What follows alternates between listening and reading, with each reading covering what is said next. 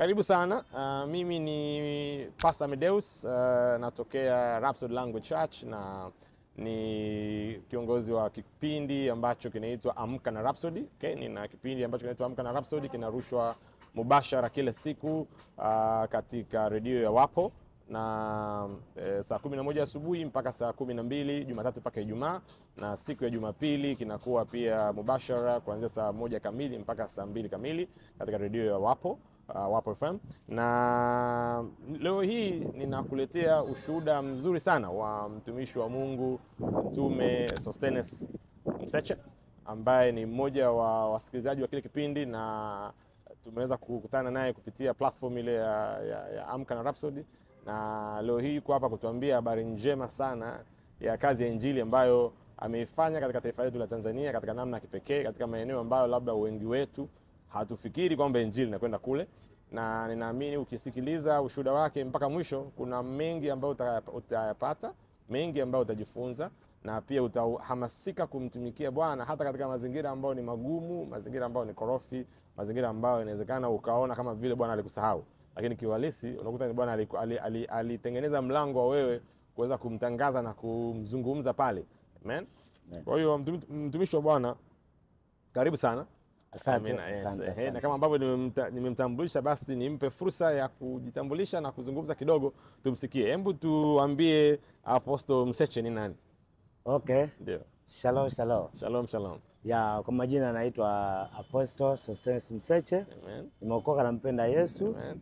Ya, mimi ni mpambanaji katika habari za ufalme wa Mungu. Amina. Kwa habari ya kutimiza ile kusudi la kuwafikia watu enende duniani kote. Amen. Tukianza mtu kwa mtu, watu, familia, vijiji, kata, tarafa, wilaya, mkoa, taifa na mataifa. Amina. Kwa ajili ya kutimiza kusudi la Mungu, maana ndio tulioitiwa. Amen. Kwa hiyo tupo leo hapa kwa ajili ya kuleta ushuhuda mkubwa ambao katika mapambano na harakati ambazo tumekuwa tukitumika. Amina. Lakini natumika na huduma inaitwa Christian Family Church. Amina. Life Foundation. Amen. Niko maeneo ya Mwanagati. Wow. Ndipo napopatikana kule.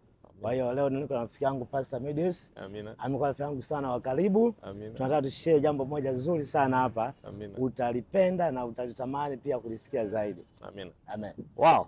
Okay, kwa hiyo tuko na Mtume Mseche. Amekuwa akipambana kwa ajili ya kazi ya Injili, akisababisha Injili iende kila mahali ulimwenguni mote. Na kwa wale ambao huwa wanatusikiliza katika kipindi cha Amka na Rhapsody, tumekuambia mwaka huu lazima tuipeleke Injili kwa kila mtu ndani ya ulimwengu huu, kwenye kila taifa. Kama ambavyo maandiko yanasema katika Injili ya Mathayo 24:14. Sasa ningependa Apostle Mseche atueleze nini kilijiri katika safari yake ya Injili, kiasi kwamba akajikuta ameingia matatizoni miaka kadhaa iliyopita. Lakini pia somehow kwa neema ya Bwana inayofanya kazi ndani yake pekee, akageuza yale matatizo kuwa utukufu wa Bwana, na Injili ikapata wepesi sana akiwa katika sehemu ambayo hakutarajia. Hebu mchungaji, tuambie nini kilitokea. Najua wewe unaendaga kuhubiri Injili vijijini. Hebu tuambie what happened 2016 ambapo ulikuwa katika kazi ya Injili. Okay, nikiwa Dar es Salaam nikienda kutumika katika maeneo mbalimbali, lakini 2015 mwezi wa 10 nilichukua familia yangu, mke wangu anaitwa Frida Sostenes Mseche. Na firstborn anaitwa Paul Sostenes Mseche, ana miaka 3. Nikawa nimepata mzigo au maono ya kwenda kufanya huduma Dodoma. Amina. Na huduma ile ilikuwa ni huduma ambayo endelevu. Lakini safari hiyo nilichukua hatua kwenda kuweka makao. Amina. Ili kuweza kuwafikia watu zaidi kadha wa kadha katika maeneo mbalimbali. Sasa tukatoka 2015 na mke wangu na mtoto wangu. Tukafika eneo la Dodoma ili Ngavumi Chamwino. Nikapata nyumba ya kukaa. Nifikia huduma moja ambayo yuko rafiki yangu pale anatumika na huduma inaitwa Christian Family Church. Amina. Nikakaa naye nikampa mzigo wa maono yangu. Amina. Akanikabidhi vyombo. Nikatafuta vijana wafanao kazi. Takriban watu 30. Wow. Nikawa nachomoa kila mahali vijana, naongea nao. Nikawashirikisha yale maono, wakayapokea. Tukaanza kazi. Haikuwa rahisi. Kumpa mtu kile ulichonacho, alafu akibebe, alafu mtembee naye aache kazi zake, wengine wake za watu. Lakini aliruhusiwa, tukaanza kufanya ile kazi. Tulianza pale kijijini, tukamaliza. Tukatoka nje ya kijiji, tukamaliza. Tukatoka kata, tukatoka tarafa, ndani ya miaka 10. Ndani ya mwaka mmoja, mwaka mmoja tumefanya ile huduma. ndipo likatokea lile tukio 2016. Yes. Kidogo labda hapo tu kabla Apostle hajaendelea, imagine umeenda kwenye kijiji ukashare na mtumishi aliyeko pale, akupa fursa ya kutumika naye pale kanisani. Wewe ukaenda kuhubiri injili kwenye kijiji cha kwanza, cha pili, cha tatu, mpaka umeenda ndani ya mwaka mmoja mkavuka mpaka tarafa. Mpaka tarafa tukavuka. Hebu tuambie nini kilitokea hiyo Oktoba 2016? Okay, tukiwa tunaendelea na huu mchakato. Ndio. Ilikuwa tarehe 2 mwezi wa 10 2016. Ndio. Nakumbuka ilikuwa Jumamosi, majira ya saa 7. Ndio. Najiandaa kwenda, nilikuwa na kipindi cha watoto pale kanisani kwa maandalizi kwa ajili ya Jumapili. Ndio. So nilikuwa katika maandalizi yale, nikaona mtu anakuja pale kanisani.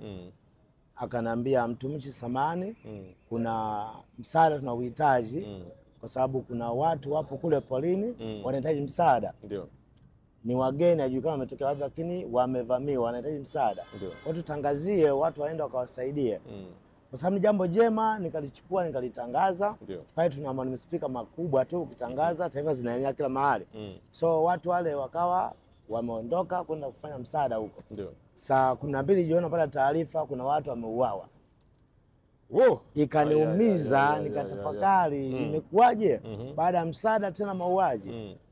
Binafsi iliumiza sana moyo wangu. Sikutarajia. Tulitarajia uokozi, tulitarajia msaada. Lakini tofauti tunakuta taarifa za mauti. Kwa binafsi haikunibariki. Ndio. Yes.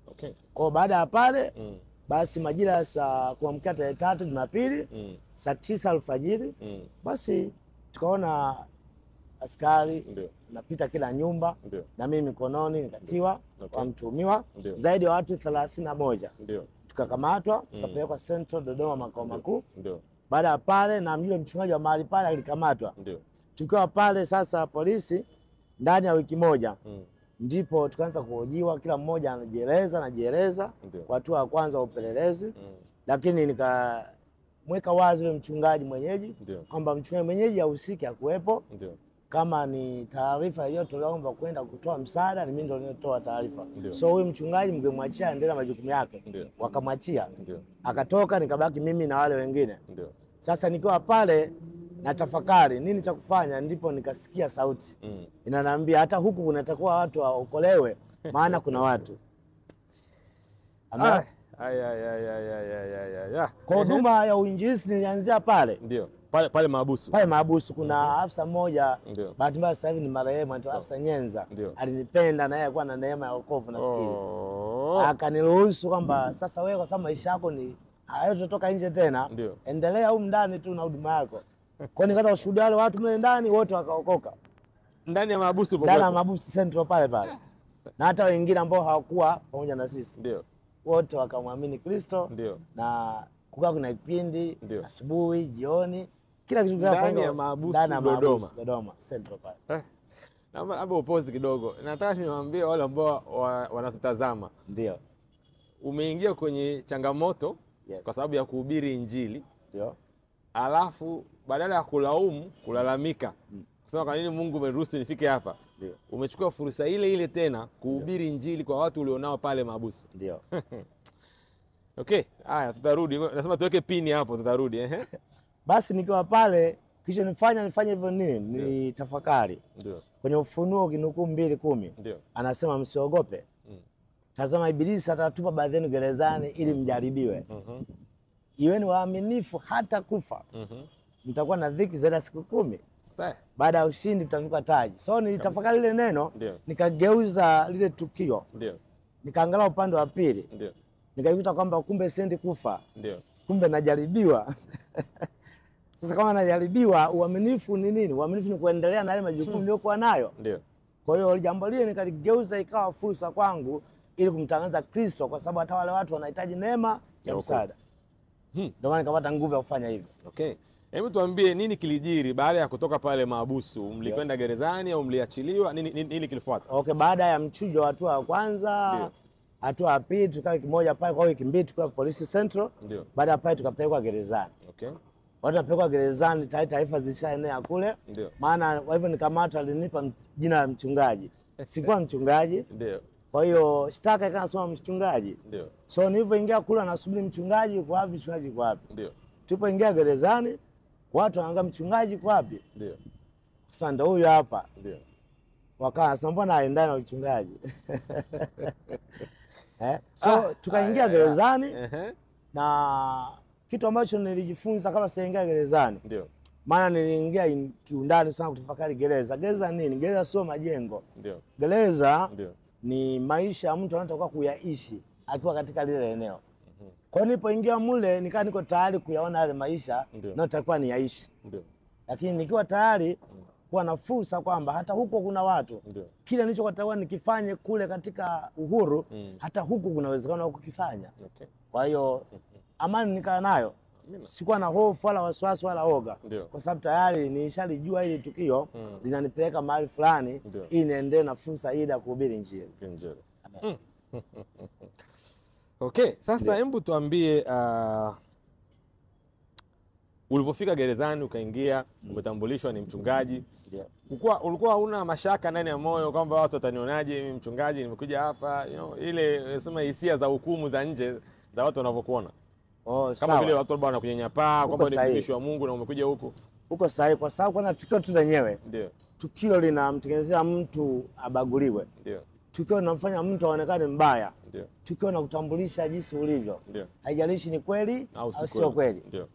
Kwa hiyo lile tukio likanifanya mimi sistahili kuitwa mchungaji. Kwa sababu ya lile tukio. Sasa ilikuwa ni kazi ngumu kuwabadilisha watu ufahamu ili waniite mchungaji. So nikakuta watu wanaabudu mle ndani. Kila Jumapili wana maeneo wanaabudu, Waislamu wanaabudu, kila watu na imani yao wanaabudu. Kuna utulivu mkubwa wanaabudu. Lakini katika kuabudu haikutosha. Maana kuabudu hata kipindi kina Petro wamekuwa wameachwa na Yesu. Si kwamba Yesu alikuta watu waabudu. Alikuta wanaabudu. Sio Mungu wa kweli. Alikuta wanaabudu.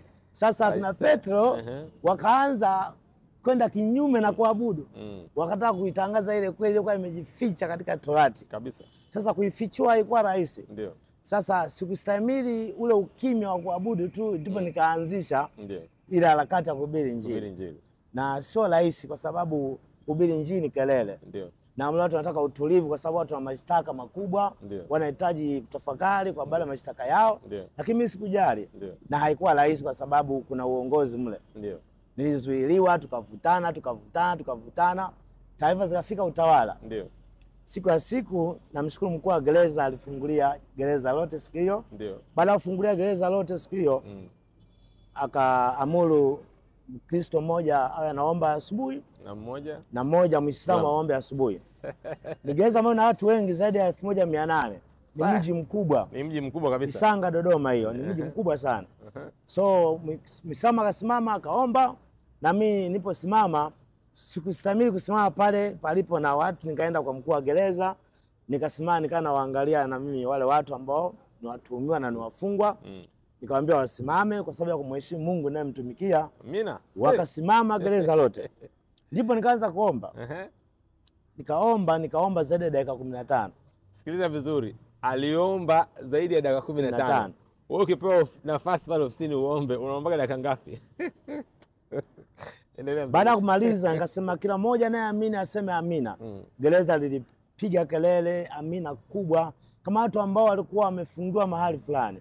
Sasa wanashangilia ukombozi. Basi wakatuliza watu wakakaa.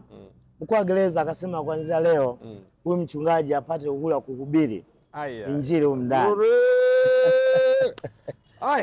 Ndipo nikamwona Mungu kwa kunipa fursa ile, maana hakuna nilichokuwa nakitamani kama kuhubiri Injili. Sio kuabudu tu, haitoshi. Kwa hiyo nikatangazwa mbele ya maafisa, mbele ya manyapala wafungwa na maabusu kwamba natakiwa kuhubiri Injili kila mahali. Kwa hiyo nikawa nimepata hicho kibali, nikamshukuru Mungu sana katika hatua hiyo. Wow, kwa hiyo ukawa ni mwanzo wa safari moja ya kipekee na tofauti. Ya tofauti sana ndani ya kizuizi. Kwa ndani ya kizuizi bado Kristo anahubiriwa kipekee kwa ushindi na utukufu. Katika viwango vikubwa, yes. Hebu niambie katika ile safari ya Injili ndani ya ile gereza. Hebu nipe matukio kama mawili au matatu ambayo yalifanya jina la Kristo litukuzwe katika namna tofauti, kwa sababu katika vitu ambavyo uliwahi kusema katika ushuhuda huu, ni ushuhuda mrefu, lakini kwa muktadha tunaoleta utakuwa ni mfupi kwa namna yake. Nilisikia umeongoza makongamano ndani ya jela. Nikasema unasema kongamano la Injili ndani ya jela? Nikasikia pia ulifanya mfungo ndani ya jela, wakafunga na wakaomba. Yes. Kwa kweli mimi naomba uniambie hivyo, ili yule mtumishi anayekusikia ambaye labda hakuwa serious au hakujua kwamba kuna fursa ya kupeleka Injili katika ulimwengu wake, basi amke leo kupitia kile ambacho atakisikia. Kwanza, tukio la kwanza kubwa ni hilo la kupewa kibali cha kuhubiri Injili. Amina. Kwa sababu gani? Ndio. Nilijua ukombozi umeshafika pale. Amina. Na kila mtu aliyekuwa anatazama nilitamani ajue ukombozi umefika gerezani. Hicho nilichokuwa nakitaka. Amina. So haikuwa muda mfupi. Ndio. Ndani ya miaka 5 nilikuwa gerezani. 5 years. 5 years. Sasa hatua zikaanza za kuhakikisha kwamba watu wajue ukombozi umefika gerezani. Haikuwa rahisi. Ndipo nikaanza kutangaza kwa habari za watu kuachiliwa kwanza huru. Viko vifungo ambavyo mtu vimemfunga, haijalishi yupo kwenye uhuru au kwenye kizuizi. Dhambi huwa haichagui. Ni kweli. Dhambi haijalishi huko kwenye uhuru au kwenye kizuizi. Yes. Dhambi bado inakufuatilia. Sasa nikaanza jitihada za watu kujitenga na dhambi. Ndipo nikaenda kuhubiri Injili na kuongoza watu sala ya toba. Amina. Watu wakaanza kuamini, tukaanza kuwabatiza mle ndani. Tulikuwa na kisima. Sikiza vizuri. Watu walikuwa wanabatizwa gerezani. Mlikuwa mnatumia, anasema ni kisima, kuna tulikuwa na kisima, kulikuwa na kalo fulani nzuri tu. So tukamwomba mkuu wa gereza, tukasafisha, tunajaza maji, mtu akiingia kimo cha hapa tunabatiza. Kwa hiyo tunabatiza watu kila Jumapili tunabatiza watu wengi. Wow. Tukio la kwanza hilo. So nilipoona watu wamekubali katika hiyo hatua, lakini pia nikatamani watu waanze kuachiliwa. Watu wengi upeleleza ukamiliki. Watu wengi wamefungwa miaka mingi, wengine wamefungwa maisha. Kuna mchungaji nilimkuta pale na zaidi ya miaka mingi sana, alifungwa miaka 82. Nikamkuta 2016 yuko pale gerezani. 82 mpaka 2016, miaka mingapi? Ni mingi sana. Mno. More than 30 years. Ndo alikuwa mchungaji wa mahali pale katika watu waliookoka. Amezeeka, lakini ana matumaini siku moja atatoka. Kwa hiyo cha pili kaanza kupambana, malango yaachie watu waanze kuachiliwa. Haijaishi vifungo vya maisha, haijaishi kesi na ukubwa gani. Zaidi mtu akikubali na kutii, Biblia inasema Mungu anasamehe. Haijalishi dhambi ya kiasi gani. Sasa ndipo tukaanza kutengeneza makongamano ya maombi la gerezani. Sikiza hii mtumishi, makongamano ya maombi gerezani. Yes. Haya. Nikatangaza wiki 3 za kufunga, siku 21. Baada ya kutangaza siku 3, wiki 3 za kufunga. Tayari taarifa sasa zimefika utawala, tukaruhusiwa, sababu huwezi kuacha kula bila taarifa. Kwa hiyo nikatumia utaratibu. Kwa hiyo kanisa la watu waliookoka tukashikamana ndani ya wiki 3. Baada ya yale maombi tuliona milango inafunguka. Watu wanaanza kuachiliwa.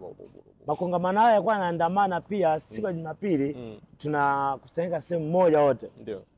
Haijalishi watu walikuwa wanaabudu sehemu gani, wote wanakuja sehemu moja. Na kulikuwa na vyombo pale gerezani, nikaa navitumia kwa ajili ya kuhakikisha kwamba tunasikia katika lile eneo lote ndani. Kwa hiyo kulikuwa na nguvu kupita maelezo. Baada ya hapo 2017 nakumbuka Rais aliachilia wafungwa wengi wa maisha. Kama mnakumbukumbu 2017, vifungo vya maisha, vifungo vikubwa vile. Bahati nzuri mchungaji nikuta amefungwa akaachiliwa. Kwa ushuhuda wa kwanza. Mchungaji. Alikuwa na mzee wa kanisa pia kwa amefungwa na yeye kwa miaka 92, na yeye aliachiliwa. Watu walikuwa wamefungwa miaka mingi wakaachiliwa pale. Kwa hiyo ni matukio ambayo yakaenda kutengenezwa pale gerezani makubwa. Sasa nikapata kazi au oda. Watu wanapotaka kwenda mahakamani wananifuata. Ninawaombea ili upelelezi ukamilike, ili ushahidi ukamilike, ili kesi zao zipate hukumu kwa wepesi. Na matokeo yalikuwa yanaonekana. Makubwa sana. Unaona jinsi ambavyo usipomwonea haya Kristo, hata katika sehemu ambayo haivutii au haifurahishi, bado atakuheshimisha, atakutukuza, na jina lake litang'aa kuliko vitu vingine. Yes. Mchungaji, nataka uniambie, kuna story moja ya alikuja mkuu mmoja wa okay, sawa. Hebu tueleze. Tukio la tatu mmoja mkubwa ilikuwa zuri sana. Ndio. IGP wa magereza Tanzania. Alikuwa ameteuliwa muda si mrefu, akawa anazungukia magereza yale makubwa. Ndio. Sasa akawa amefika siku hiyo. Kabla ya siku hiyo, John aliniita mkuu wa gereza. Yule mzee alinipenda sana.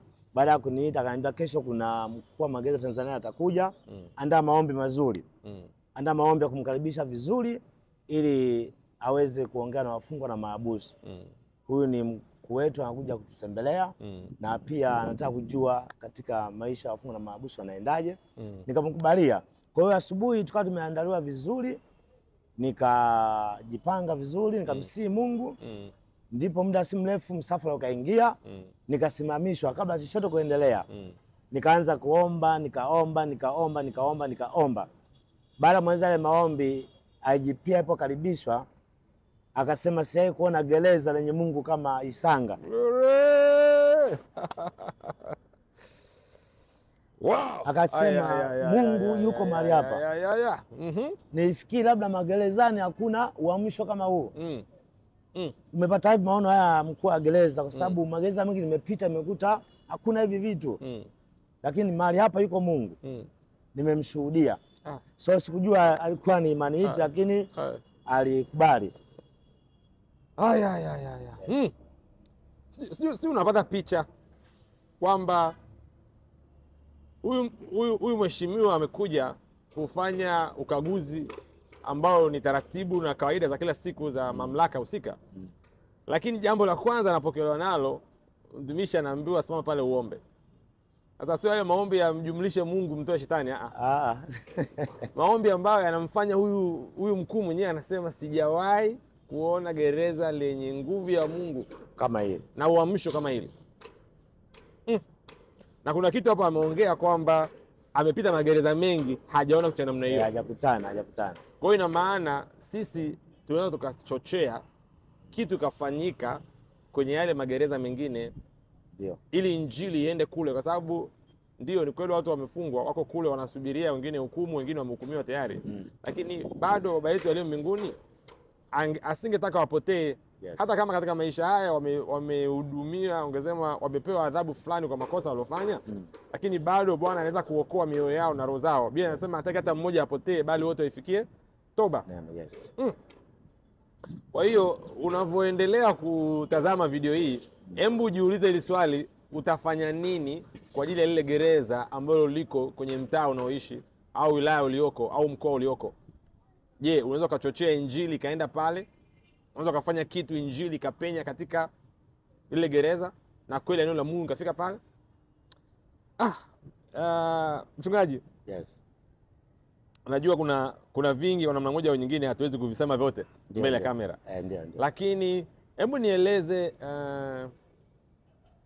ile siku ambayo mnaenda mahakamani kama kawaida ambavyo mashauri yenu yanakuwa nasikilizwa.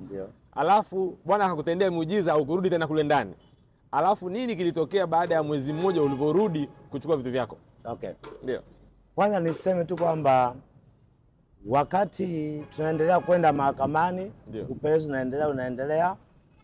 Kilichotokea, wale ndugu zangu niliokuwa nao, wengi wao walikata tamaa. Walivunjika moyo. Wakaniambia wewe kiasi unasema tutatoka, tutoke. Lakini kwa dhibitisha kwamba safari hii tunapoenda tutatoka. Kwa hiyo wakati tunajiandaa kwenda mahakamani, nakumbuka tarehe 27 mwezi wa 7, tukaenda mahakamani. Baada ya mahakamani tukaambiwa upelelezi bado unaendelea, waje baada ya wiki 2. Wale watu walivunjika moyo. Tukarudi gerezani, nikawakusanya nikamwambia sikilizeni, wiki hii haiishi. Tunatoka nje kwa sababu Mungu amesema na mimi. Kesho yake nikaanza kuhubiri gerezani, ninawaaga gerezani kwamba kazi yangu niloletwa humu imeshaisha na muda wangu wa kuhubiri umeisha na mtu asikia sauti yangu. Mchana transfer ikaja order maalum ya kupelekwa mahakamani. remove order. Baada ya remove order kuja tukaitwa. Watu wakakumbuka nilikuwa nawaambia. So muda ulikuwa umeenda sana, wakatupeleka kesho yake. Baada ya kupelekwa kule ndipo mwanasheria akaanza kuwakilisha lile shtaka kwamba upelelezi umeshakamilika. Baadhi yao wameonekana wahusika kwenye hili tukio. Wa kwanza ni mchungaji Sostenes Mseche ambaye nilikuwa ndo mshtakiwa wa kwanza. Nikaanza kulia. Sio nalia kwa namna ipi, jinsi gani ndugu nao waacha kule. Maana walinizoea kama ni mtu ambaye inakuwa faraja kwao. Nilikuwa na huduma ya counseling na washauri, kuna watu wanakata tamaa, wanavunjika moyo, hawali chakula. Kwa nilikuwa na majukumu mengi mle ndani. Sasa nikaanza kurusha picha kule wanaobaki inakuaje. Kana kwamba nilitamani kuendelea kule, lakini kwa sababu ya ubinadamu ili lazima nitoke. Amina. Kwa hiyo nikaa nimetoka na watu 15. Baada ya timu ambao mmeenda 31 wengine wakawa wamebakia. Baada ya kubakia pale, lakini bado polisi pia walitushia mikononi. Kuna vitu wakataka kudhibitisha. Baada ya siku 2 tukaachiliwa. Sikurudi gerezani, nikaja Dar es Salaam. Sababu kaoni nilimwacha pale Dodoma ndani ya miaka 5, lakini kabla ya miaka 5 kufika akarudi nyumbani Dar es Salaam. Baada ya kurudi Dar es Salaam mimi nikarudi Dar es Salaam. Na ukumbuke nimwacha mke wangu ana ujauzito wa miezi 7. 2016 tunakamatwa. Ana mtoto wa miaka 3 na mimba miezi 7. Kwa hiyo alijifungua Disemba.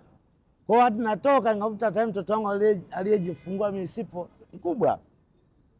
Witness. Kwa hiyo haikuwa jambo la kawaida. Kwa hiyo nikakaa mwezi mmoja. Baada hapo nikarudi gerezani kuja kuchukua vitu vyangu. Maana nilikuwa na vitu vingi ambavyo nilikuwa nafanya kule, Biblia, notebook, baadhi ya nguo. Kwa nini nilirudi kule nikaingia ndani, ni kama mheshimiwa fulani ambaye ameingia sasa wamemkumbuka kwa muda mrefu. Gereza watu walikuwa wanalia kwamba mchungaji umetuacha, sisi tutaishije? Kwa sababu nilikuwa na vitengo vingi mle ndani. Nilikuwa nasimamia idara ya mahabusu wote kwamba wapate chakula. Kwa hiyo mimi ndio nilikuwa nasimamia kwamba nashomba mshakula chakula wote, hakuna ambaye amekosa. Kwa hiyo pia nilikuwa mtetezi katika maeneo mengi. Kwa hiyo wakaanza kupata shida, wakaanza kulia, mchungaji umetuacha, tutaishije? Kwa hiyo nilikuta kwamba nakumbuka na natamani sana watu jinsi gani tuendelee kuwafikia. Kwa sababu wana taraja kubwa sana kwamba Kristo anaweza akawatetea hata wakiwa kwenye vizuizi. Na amani ikaendelea kuwepo. Apostle Mseche, hebu tuambie baada ya huu uzoefu ambao umekuwa nao na hii kazi njema ambayo Bwana alifanya kupitia wewe. Katika ungesema ile nyumba ya taabu na shida ukabadilisha na ikawa ni nyumba matumaini kwa wale wote waliokuwa kule ndani. Leo hii kuna magereza mangapi Tanzania?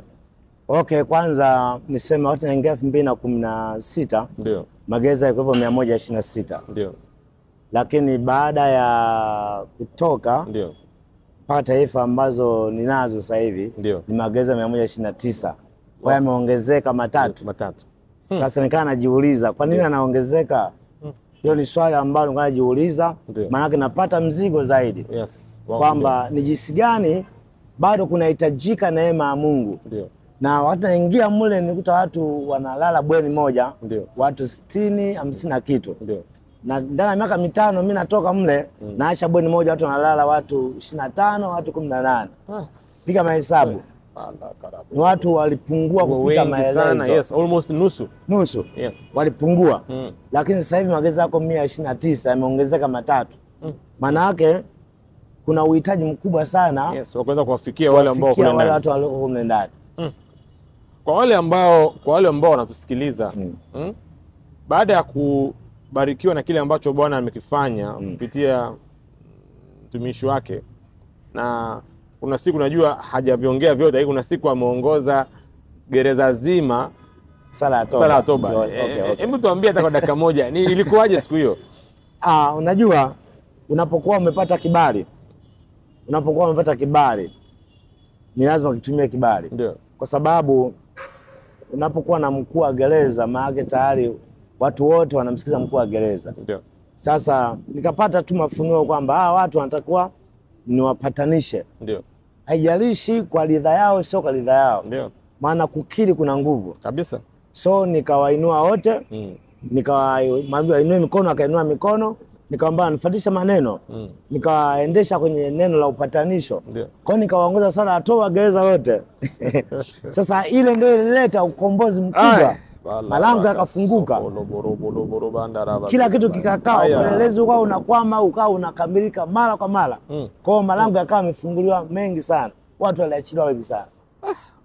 Apostle Mseche, hapo leo hii wanaotusikiliza, wanaotutazama, ndio wanaweza wakafanya nini kwa ajili ya injili ipenye kwenye magereza 129 yaliyoko ndani ya taifa la Tanzania? Inawezekana mtu anakaa mkoa labda wa Rukwa, mwingine yuko Mwanza, mwingine yuko Kilimanjaro, mwingine yuko Tanga, mwingine yuko Mtwara. Wanaweza kufanya nini kwa ajili ya injili penye pale kwenye gereza? Lakini pia labda kama sio yeye kwenda, je, kuna yote ambaye anaweza kudhamini kazi ya injili? Kiasi kwamba wewe ukapeleka neno la Mungu pale? Kwa mfano sisi tuna vitabu hivi vinaitwa Rhapsody ya Uhakika, vitabu ambavyo vinatoka kila mwezi, neno la kila siku. Je, wakidhamini, wakitokea watu wakadhamini hizi nakala za Rhapsody ya Uhakika, wakasema mchungaji Apostle Mseche, tunaomba uende gereza la kule Lindi au loko kule Mtwara au loko Tanga au Mwanza, upeleke injili kule. Je, mtumishi utakuwa tayari kufanya kazi? Nashukuru sana. Kwanza niseme baada ya kutoka nilikuwa naenda kila mwezi lile gereza la Dodoma. Nilikuwa naenda. Nilichokifanya nilitafuta watu wawili watatu. Nikawashirikisha yale maono.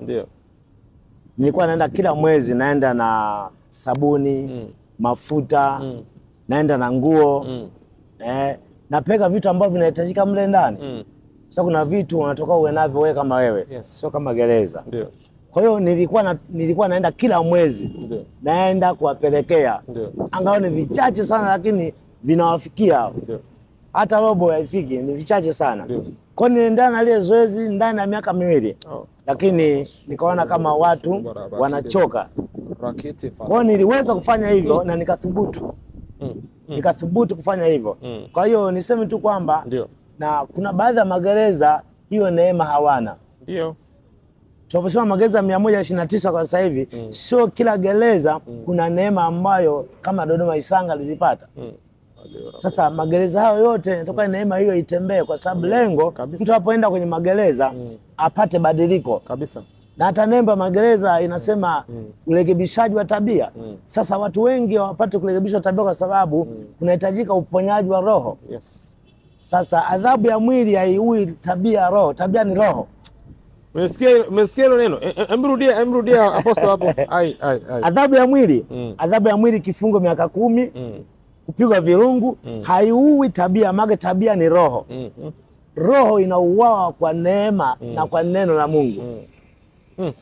Sasa tabia ya mtu imemfanya ameenda gerezani. Ile tabia haitouawa kwa sababu ya kifungo.